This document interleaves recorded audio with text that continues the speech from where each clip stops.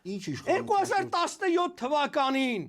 ՔՊ-ն Չնչին ձայներ էր հավաքում, 18-ին եկավ իշխանության, մեծ քվե հավաքեց, որովհետև դառավ իշխանություն, ցավոք սրտի Հայաստանում իշխանությունները միշտ հաղթել են։ ՖՍԲ-ն։ Լուրջ եք ասում։ Այո։ Մոտ եք այդքան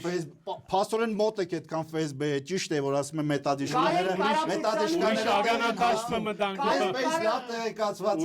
Ես տեղեկացված եմ եւ ՖՍԲ-ից, եւ ՑՌՈ-ից, եւ Մոսադից։ Ես քաղաքական գործիչ եմ, ես ինֆորմացիա ունեմ, ով ինչ է եղել։ Նիկոլ Փաշինյանին բերեցին ռուսների իշխանության կատարելու Լավրովի ծրագիրը,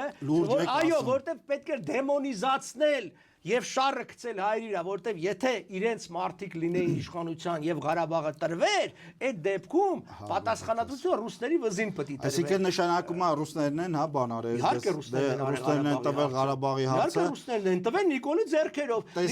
Նիկոլը մի տեղ է գցել ռուսներին, ասեմ ցես։ Ռուսական աշխարհը հետեւյալներ, որը սխալվեցին, որ Ղարաբաղը Նիկոլը կտա, այս Նիկոլը պատրաստ էր տալու։ Կտա եւ դրանից հետո ռուսները նորից հետ հեղաշրջում կանեն 20 թվականից հետո իրանց մարդկանց կբերեն, բայց ուրեմն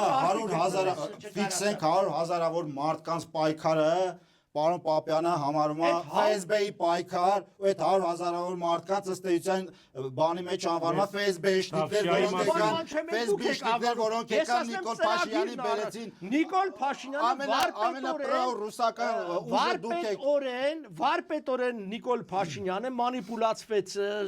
ժողովրդին, կատարեց այդ ամբողջը։ Իր ժողովուրդը գնաց իր ազնիվ հակումների հետևից, այդ թվում Նիկոլ Փաշինյանի խոստումներին ոչ մի ձուկ, ոչ մի մուկ մի չի քաբաբ հետ կբերենք, ասենք, եւ այսօր կանգնած պարոն Արաքելյանը 7 տարի հետո կանգնում ասում է, այո կանենք, մենք սա կանենք, անողեի կանենք։ Արվում է, չի արվում։